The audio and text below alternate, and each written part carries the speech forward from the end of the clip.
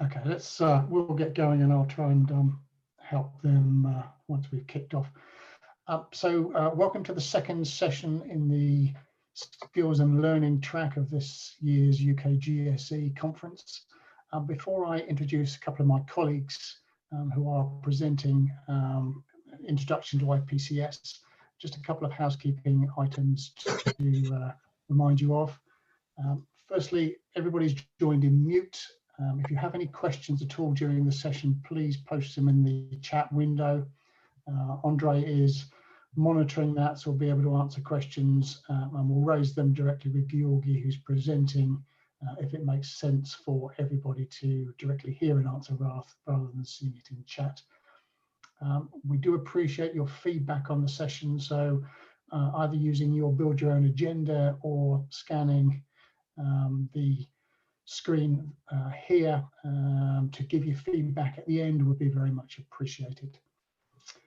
So without further ado, I'd like to introduce my colleague Georgi Stoichev from IBM in Bulgaria, Andrei Otto from IBM in Germany. So Georgi, all yours. Hello everyone. Today's presentation is about introduction to IPCS. We'll start off by learning what IPCS is in the first place. Then we'll see how we approach dump debugging with IPCS, just a few commands to start with. Then later on, we'll see how we can browse storage in IPCS. Then after that, we'll see what error information a dump may contain and how to get there. And at the end, we'll be able to see a flow of recent events in the different traces we can check there. So let's start. So IPCS is, of course, an acronym like many of the tools. It stands for Interactive Problem Control System.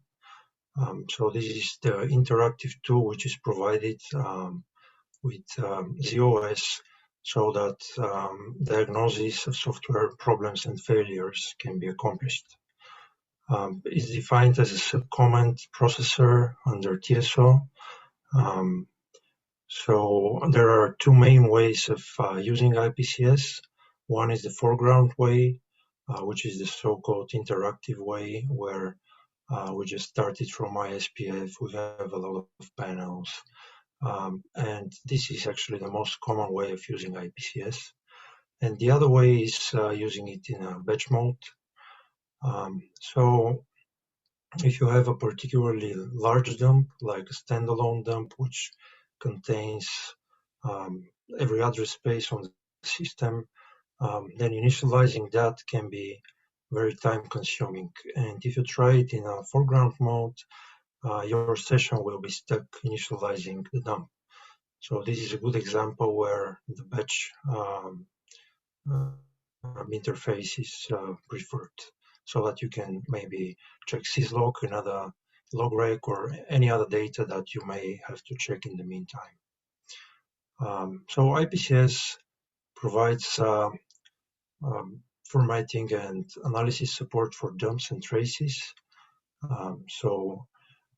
Whenever you have an unformatted dump, like an SVC dump or a standalone dump or SysM dump, the way to view those dumps is using IPCS. So IPCS provides generally three types of output. So one is the formatted reports that can be viewed at a terminal or printed directly to a dataset. So it could be formatting of control blocks, things like that, which help you see what's the meaning behind the field rather than just looking at the hex values of the control block. It also provides control block symbols and mappings of storage. So whenever a dump is initialized in IPCS, that means that IPCS scans the dump, it finds some control blocks, and describes all that in a VSAM datasets underneath. in a vSAM dataset underneath. So this is the so-called initialization phase, where IPCS describes the dump into the vSAM dataset called the num directory. Later, when you start debugging, you can define your own symbols, and during that initialization phase, IPCS also defines some symbols, and all that goes into the dump directory. So you can also look at symptom strings, which are placed in the headers of a dump. So these are strings which identify the failure with more information like abent code, failing component, or failing routine. So what we can analyze in IPCS. So one of the most common things we look at in IPCS are the unformatted dumps. So we have the CSAM dump, which is the smallest one of the three listed here. So it contains just one address space. Then we have the SVC dump, which is the most common one. One gets taken whenever an abent occurs.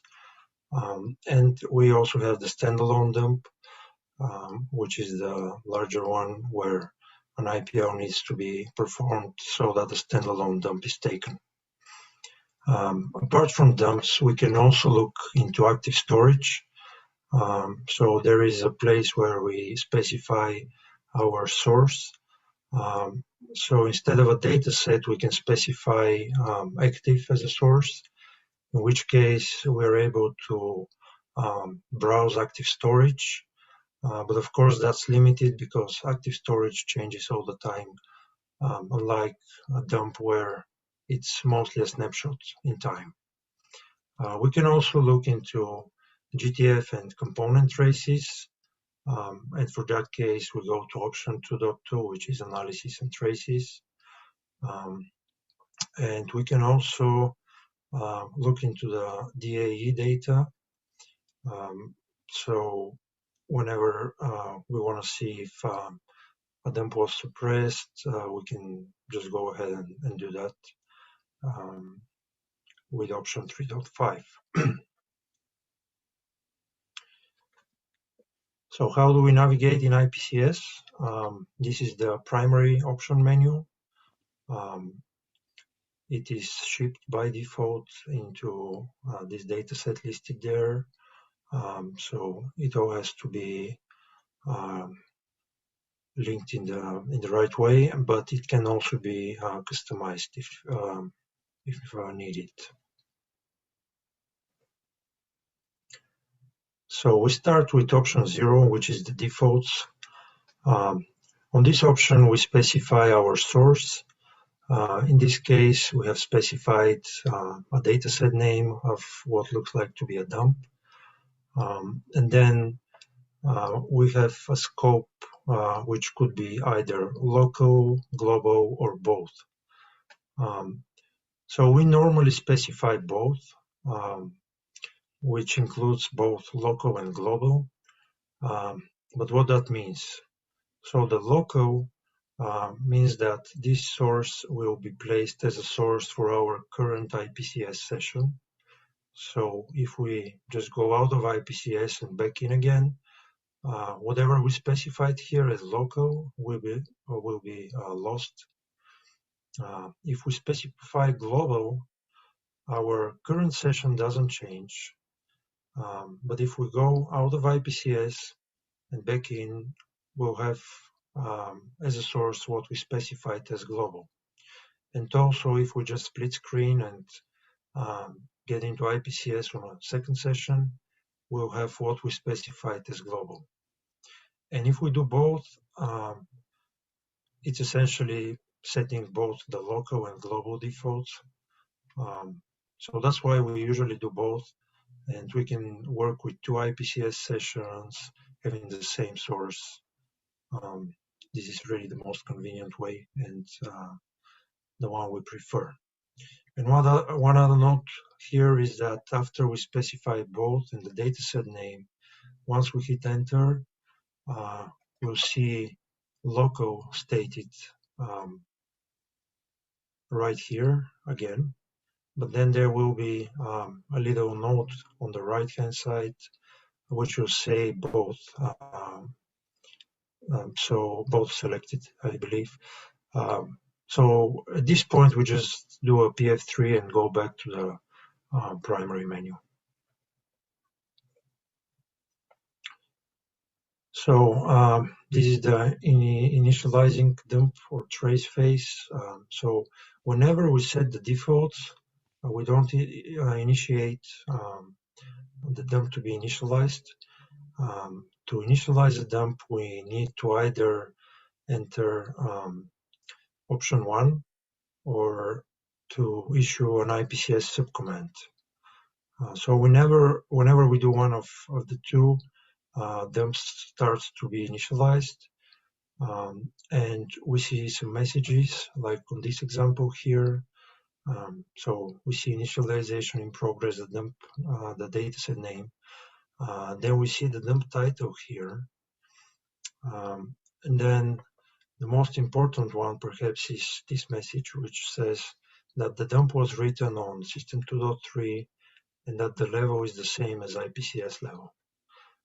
So if you have a Plex with systems at a different level, one may have taken a dump and you may be trying to look into the dump from another system which is at a different level. This dump will still be processed, but there is a chance that if a control block changed over the releases, some commands may not work correctly, or they may not work at all, or they may work, but they may not display correct values. So always make sure that you see this message saying level same as IPCS level. So that's really important. Okay,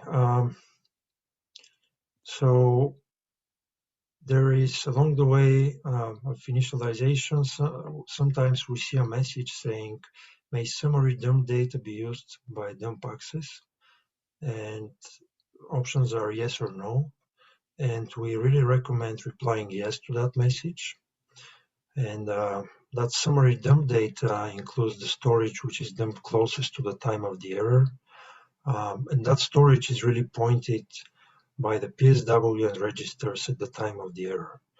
So capturing a dump really takes some time, and we really capture the storage which is around the registers and the PSW first, because we want to make sure it doesn't change. And then as this summary dump data is captured, we continue capturing the rest of the dump. And then those same addresses get captured once more, but this is at a later stage.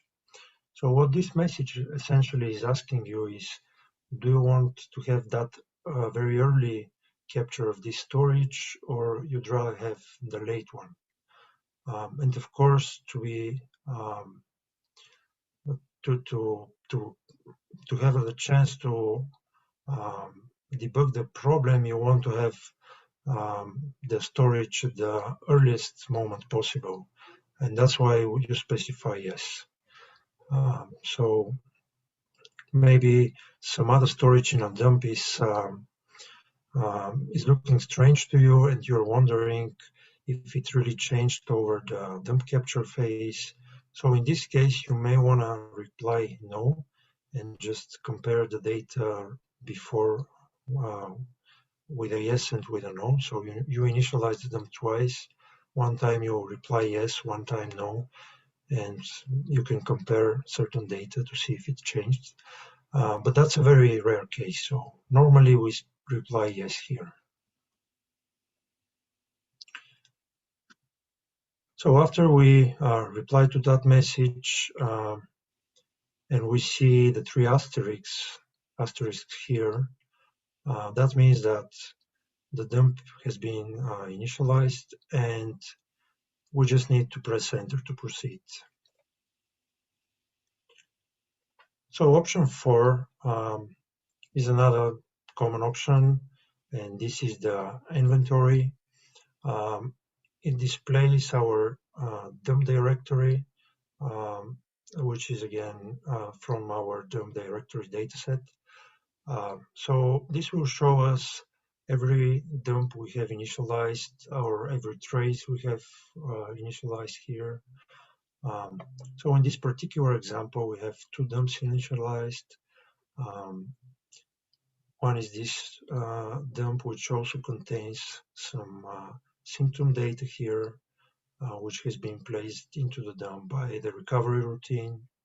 And the next dump has no symptoms, and the title doesn't look like the previous one, where the recovery routine placed event code, reason code,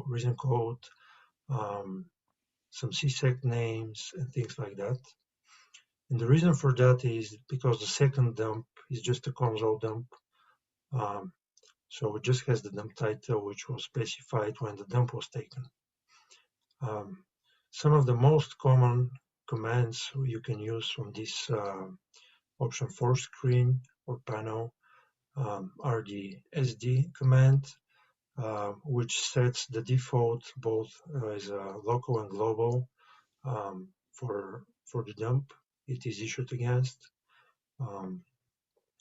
Another common command is the DD command, which is used to just delete any data associated with a dump. So, for example, if this second console dump is not needed anymore, like we analyzed it and we finished our investigation around it, then we can just issue a DD here, and everything in the dump directory associated with that dump gets deleted, and so we free up some space in our dump directory. And the third common command is LD, which lists dump description with the dump storage summary. So this one will show us the address spaces and data spaces that have been dumped in that dump. And there are other line commands which are in the presenter notes of this slide, so you can have them for your own reference later if you need to use them. So option 6 is the command option. So in this panel, we can issue IPCS subcommands directly without specifying the IP prefix, which we'll see later. We need to specify whenever we issue a command outside of this option 6. And we have some common commands here that are shown. But of course, you can issue any IPCS subcommand, even the ones that are not shown here. So whenever we issue an IPCS subcommand, we have the option to issue another one on top of it and another one on top of it. So we can stack the output of IPCS subcommands on top of each other. So in this particular example, we see an output here from IPST fail data subcommand. And so we decided to have a look into address 8foxdoc Baker 90, which happens to be the address in register 2. So we just do IP list of that address, and the next panel we see is going to be the output of the list command. So once we're done looking into that address or that output, we can just do PF3 and we'll go back to the place we started. So whenever we are here into the list output, we can do another IP command and another one and another one. And then as we press PF3, we'll just fall back to the previous screen and unstack the screens effectively. So much like ISPF, we can retrieve IPCS commands, and there are two ways to do that. One would be to type Rtp which is in fact the Cbf retrieve panel. And we can see here the last 25 commands that we issued, and we can select any one of these, or we can do keys and just program our PF12 key with a retrieve, so that whenever we press PF12, we get the previous commands that we issued. And as a good practice here, it's worth changing the defaults so that only longer commands get stored in the retrieve panel, because you don't really want to retrieve a command that says find something, or some short command that's very easy to type. You'd rather have the longer commands stored that you may need to issue again. And the presenter notes can guide you about how to change that setting, and I'll leave that for your reference. So the next section is about how we really approach dump debugging and the commands that are most common for start of a debugging in IPCS. So the first command is the status system. It's useful because it will show us the time when the dump was taken. It will show us what type of a dump it was.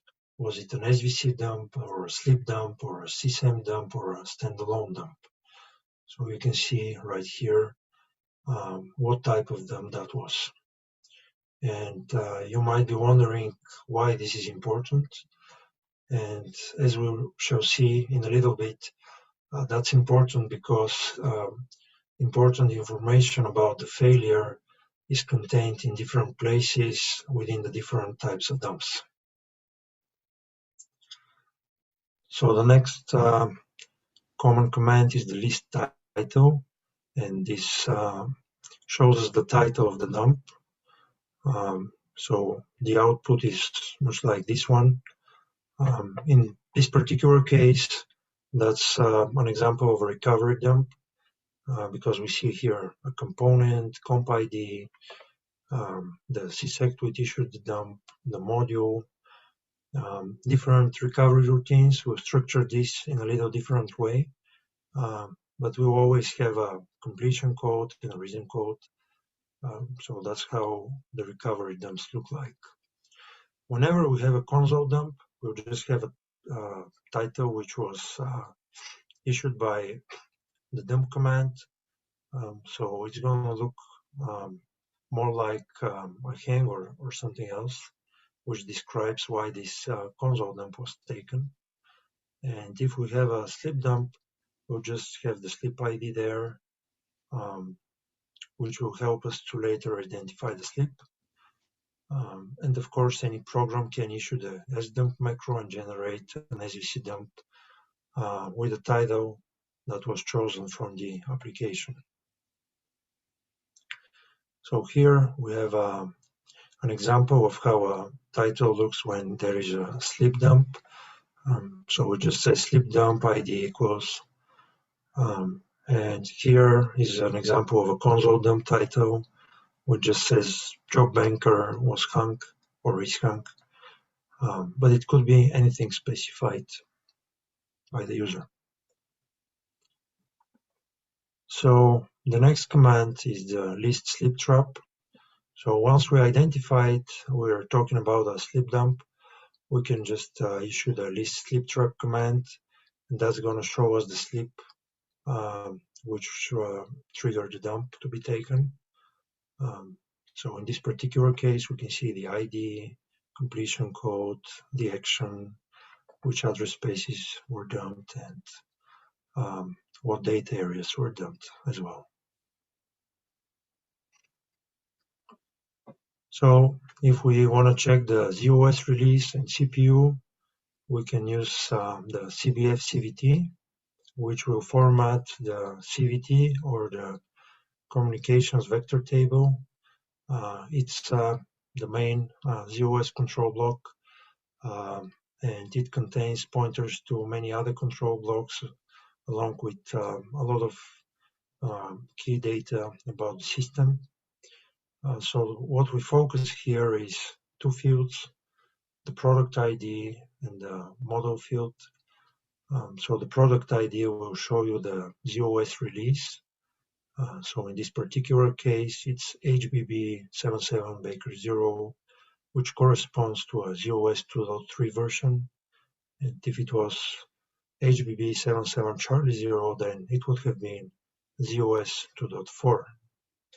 And the model is really the model name of the system, of the hardware running this system. So in this particular case, 8561 corresponds to Z15. You can just Google this name if you don't know it, and you should be able to really find the hardware that's running the system. So the next command is the status worksheet. It displays information about the dump title, original dump dataset name, date and time the dump was taken, also the system name. So you may see that we've seen the dump title with a different command.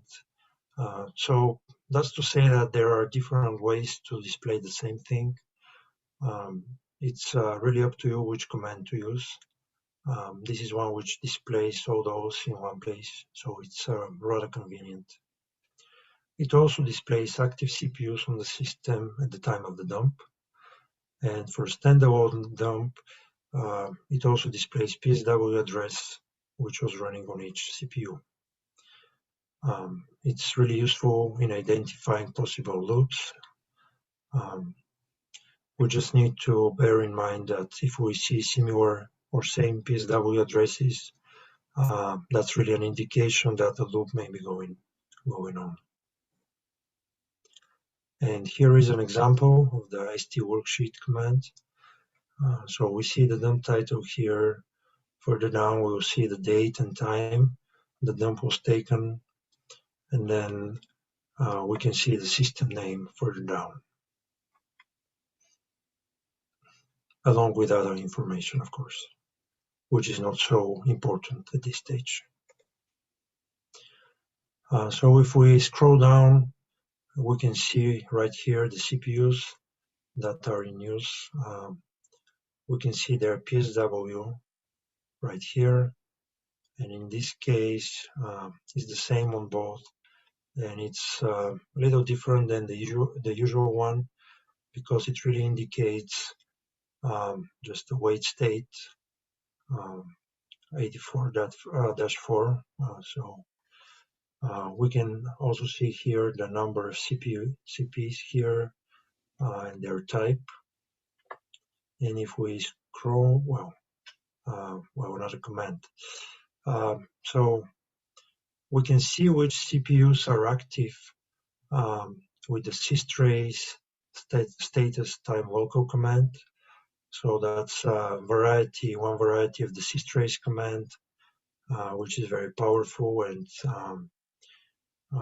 we use it generally to look into the systrace, which is kind of a trace that's running on the system, and it traces major events. But we have a few slides about the systrace later on. This slide is more about showing us the CPs we have and their type, and it also tells us the first and the last timestamp in the systrace for every CPU. So you can see here that it's different for every CPU, and the reason for that is the systrace is per CPU. So whenever work gets done on a CPU, some major events are traced, and they are the buffer which gets them traced is really one per CPU.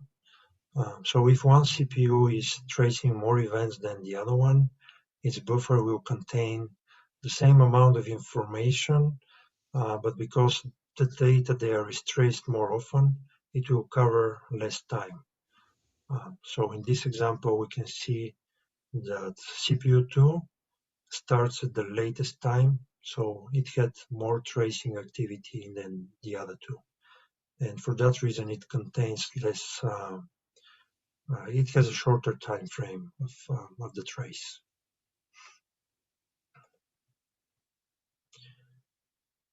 So the next command is going to show us what address spaces were dumped.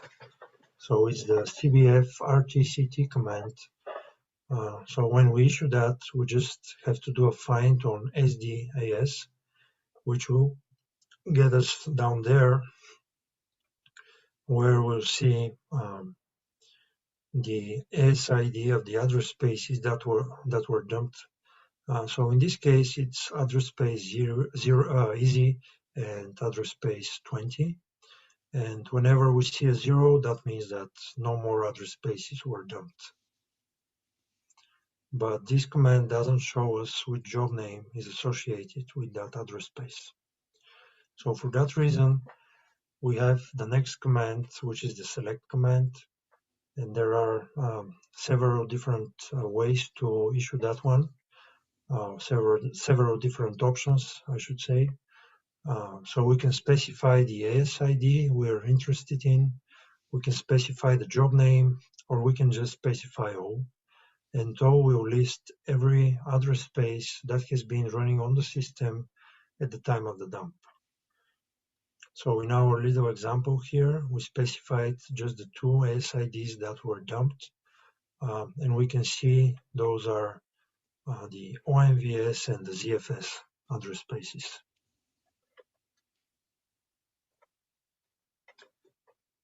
So the next command will show us which additional data areas were dumped in this particular dump. So it's a rather long command. Once you issue it, you'll see that in this case, OPSA was dumped in the current one, and the SQA and the AOSQA and all these other areas. And they really correspond to the S data that was part of this dump.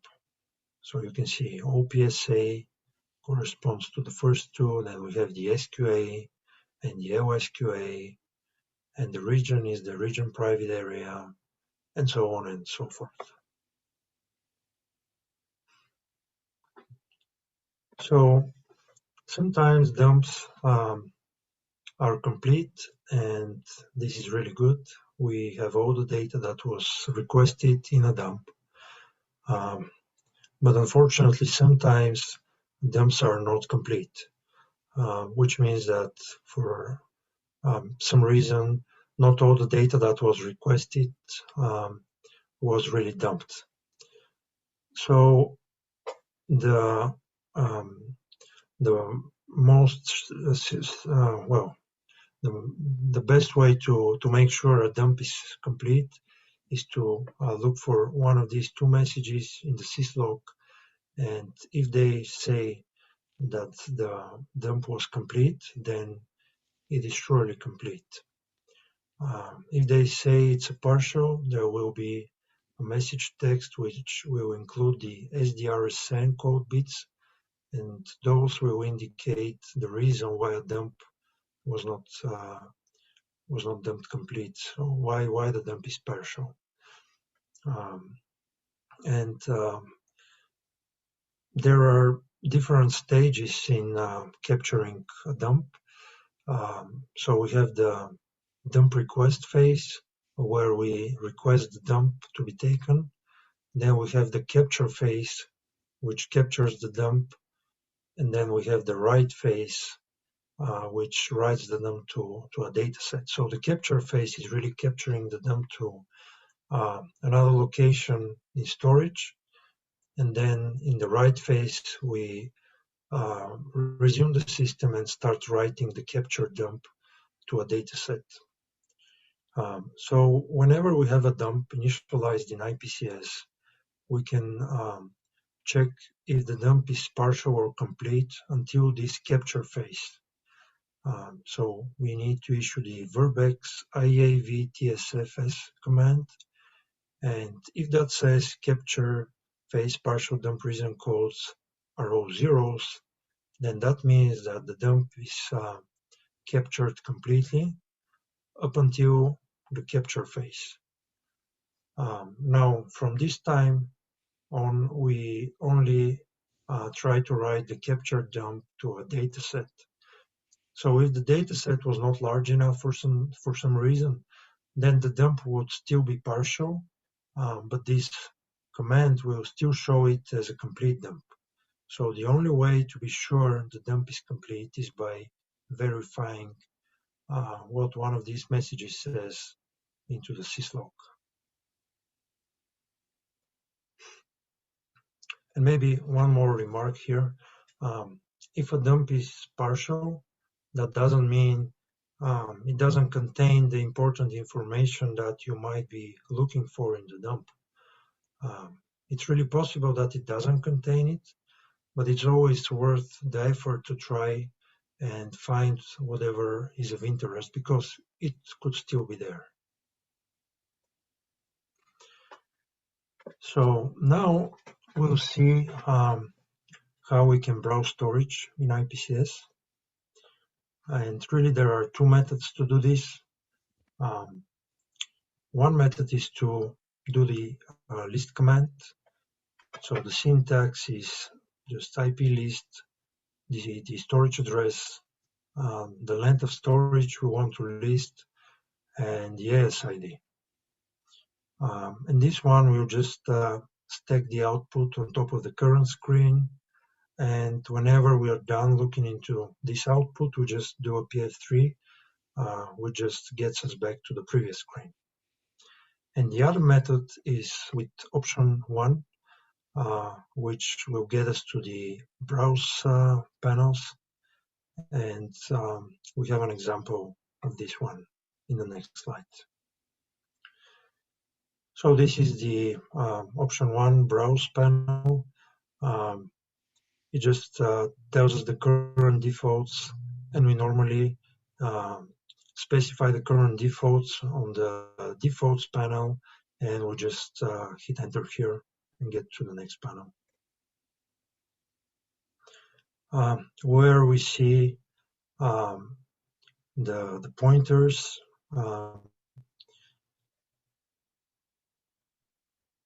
Which shows us different addresses within our address spaces. So here we can have multiple pointers into multiple address spaces. We just need to type in the address we want here and the address space here and do a select and hit enter, and this is going to take us to the browse mode, where we will see the storage like here on this example. So what we're trying to see here is storage address 200, which is where the PSA eye catcher stands. And what we note here is that the ASID is not really important because this is common storage. So once we are here in the browse mode, we can use PF7 and PF8 to scroll up and down into storage, and we can also do a locate right on the command line, where we specify an address and ASID. And one important thing for the locate command is to specify here just the period at the end, which tells Ipcs to treat this as an address rather than a symbol. Just a little later on, we'll see that we can define our own symbols. And if an address starts with a Ipcs character like A, B, C, and so on, which is both valid Ipcs and also valid hexadecimal number, then Ipcs tries to resolve that as a symbol For this reason, it's a good practice to just specify here this period at the end. We can also do an indirect addressing. So if we have the exclamation mark here, that's telling Ipcs treat this address as a 64-bit address, which takes this next 64 bits and just locates them in the browse mode, taking those as an address. We also have the question mark, which is doing the same but with a 31-bit address. So the next word is treated as a 31-bit address, and we just go there. And lastly, we have the %, which will treat the next word as a 24-bit address. So this is this example right here.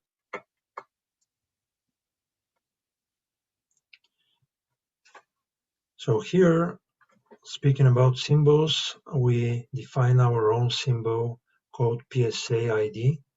And we do that with the equate command. So we just do equate PSA ID, or the symbol name and the address. And that's very handy because you may find, after a lot of hard work jumping from address to address, an area in storage, which is the area you want to examine in more detail later on. So if you do an equate and just give a name of that area and specify the address, you can later just do a locate on that symbol and it will get you right there. And you can use the locate command in another way shown here as well. So let's say we want to go to location 220. One way is just to specify locate 220 and it will just get us there.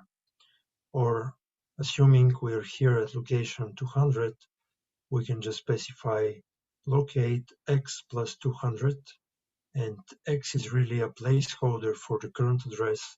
So this one gets resolved to our current address right here, and it just adds another 20 hexadecimal to that and gets us there to address 220. And lastly, we can just specify locate the symbol PSA ID, which gets resolved to 200 plus 20, and this will get us again to 220. So we can see here 3 different ways to get to the same address. So next up is our error information, or how we look for that error information in a dump. So if we have a recovery routine dump, then we can use the stFailData command, which will show us the PSW and registers at time of error. And this is all taken from a control block called SDWA. But this control block is only present when the recovery routine has requested the dump. So you can always try this command, but if the dump is not from a recovery routine, it's just not going to work. Then if you just have a console dump, then the stFailData is not going to work, as previously mentioned. You can issue the strx command, which will show you the PSW and registers at the time the dump was requested. But that's really not very useful because anything could have been executing at that time. So generally speaking, whenever you have a console dump, you are not looking into the error information there. You might be looking into a systrace or the residual log data that was lastly recorded, or maybe at the control block that is interesting to you, but not error information. And lastly, if you have a slip dump, then you can use the strx command to show you the PSW and registers at the time the slip matched, which is very useful, really. So stFailData or status fail data shows you the general purpose registers and access registers at the time of the error. It also shows you the instruction length, the interrupt code, the translation exception address, or the breaking event address, which are both very useful when debugging program checks, but we don't really have time to dive into those at the moment. So here is an example of ST-fail data output. So we can see the CSEC name, the event code, and the reason code right here. And if we scroll down, we are also able to see the PSW at the time of error. Here are the registers, access registers, and general registers. And also we have the instruction length, interrupt code. Failing instruction text is really where the PSW address points. So the PSW address will point exactly here in the middle.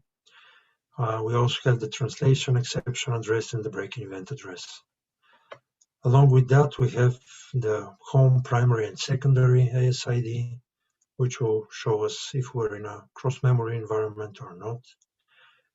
And lastly, we have the TCB and ASID that suffered the problem. The status rex command will show us the general purpose registers, access registers, and control registers. So control registers are used by the hardware. They're not shown in the fail data output. It also provides us information about the PSW, which mode is the PSW, which key is it disabled or enabled. So SDWA may or may not be available, so we don't have the instruction length, instruction text in this output because it's not taking the information from the ST-fail data.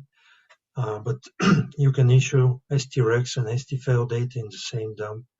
If it's an SVC dump, then it's going to show you output in both cases, but status rex is probably not so important when you have a fail data. So here is an example of the status rex output. We have the PSW here. We have that little bit of decoded information from the bits right here, which in this case, as we are running in primary mode, key 0, A mode 31, dynamic address translation is enabled, and we are in supervisor state. Further down, we have like the where command issued on the PSW address. So it tells us the load module and the offset within that load module, which is in private. And further down, we see our general purpose registers.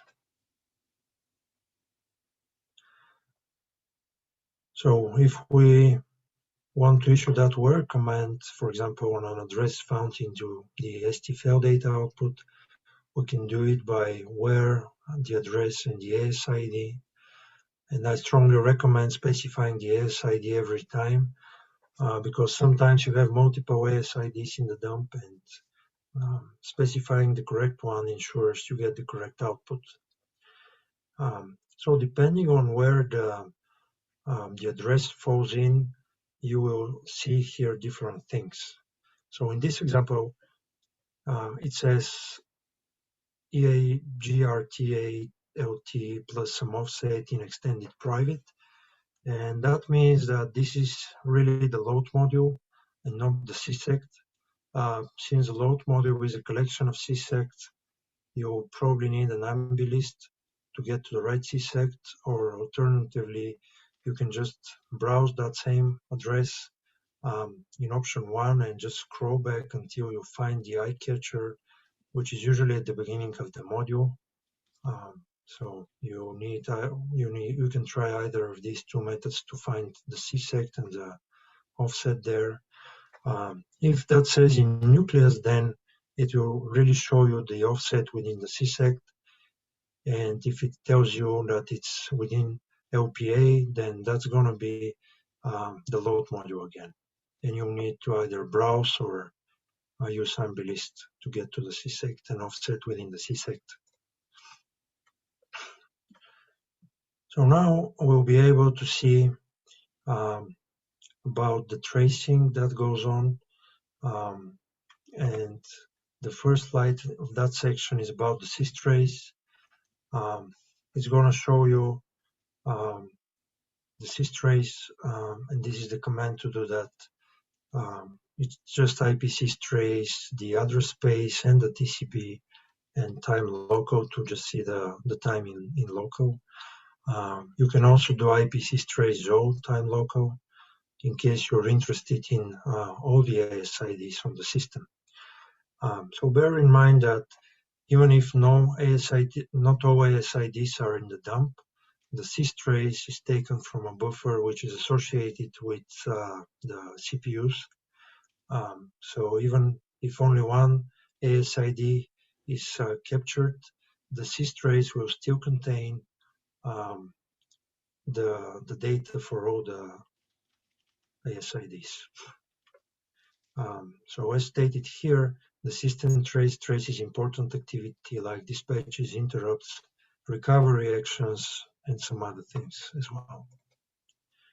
So here we have a sample output of how the systrace looks like.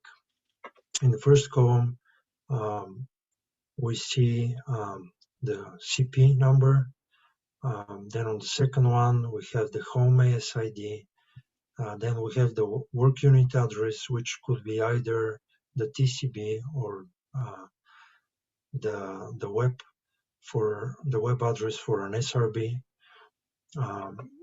So then we have really what was traced. It could be an SVC or wait in this case, or an IO. Then we have the PSW address right here. Then in the unique fields, we have different information, usually general registers 15, 0, and 1, but you really have to check with the entry being traced. Then we have the primary and secondary ASIDs on these two columns, and we have the timestamp on the right. So in this particular example, we have a wait on processor 1, but this really does mean, because we have a work unit of 0, that really means that processor 1 has no more work to process. So it's just in a wait state waiting for more work. And then here we have an IO for device 9102, and this really means that an IO from this device came back, and it really is not necessarily, well, it's not really generated or issued from this TCB right here, but it really interrupted at ASID 61 TCB 7 Baker 5098. And as the IO gets processed, then CPU 0 will get more work. It could be this same TCB that got interrupted, or it could be some higher priority work that that is waiting to be processed at this time. So in this case, the TCB was given control again and continued processing. So then we have the master trace, which is really a snapshot of the very last entries in the syslog that were recorded prior to the dump. In some rare cases, we can even see messages that were not really captured into the syslog itself. So this is the second bullet right here.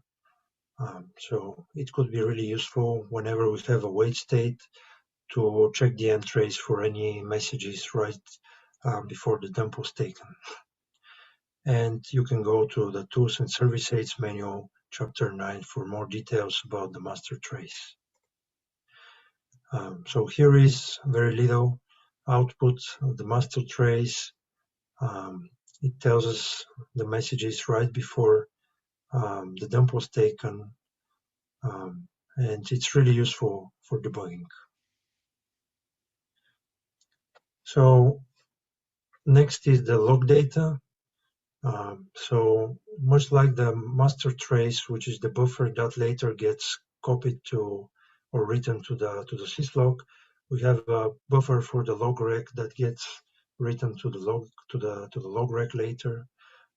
So the dump will contain that buffer. It will have the error information right before the dump was taken. So sometimes you may see an event and you may want to look into the log data to see if there was another event before that one and if there was a dump taken for that other event or not. And you may want to wish to maybe set a sleep for an event that never requested a dump or something like that. So the log data is there for you to see the flow of events before the problem occurred. So here is an example of that log data. You have in the error date and the date of the problem, and then you have the job name, the system name, the sequence number of the problem, ASID, and really the time the problem happened. So scrolling further down will get us to the symptom string where we see the CSEC name, the event code and the reason code. And if we scroll further down, we can see the PSW, the registers, the ASID. Well, it's essentially the similar output to the status file data. So scrolling further down shows us what type of recovery routine got control, its address, whether or not an SVC dump was requested, and some other information as well. So as a summary, IPCS is the most valuable tool in debugging dumps, unformatted dumps, and trace data. So commands can be entered manually from a command line or via panels. The type of dump governs where error information can be found. So we learned that for recovery dumps, we have the ST fail data. For sleep dumps, we use the status recs. And for console dumps, we have other clues. Basically, whoever requested that console dump will know best what to look for there. Either the system trace, the master trace, or maybe the log data, or maybe just data areas here and there.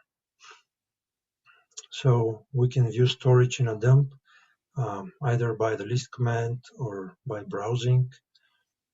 And the most recent history of messages can be displayed with the master trace, and the log data is going to show us the most recent events. And those two are really, really helpful together with the system trace, which is really very helpful, but it needs a lot of understanding to be able to read that one.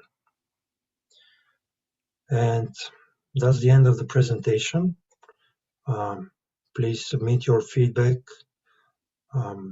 after the presentation so we can improve for the next time, and we can keep some good practices maybe.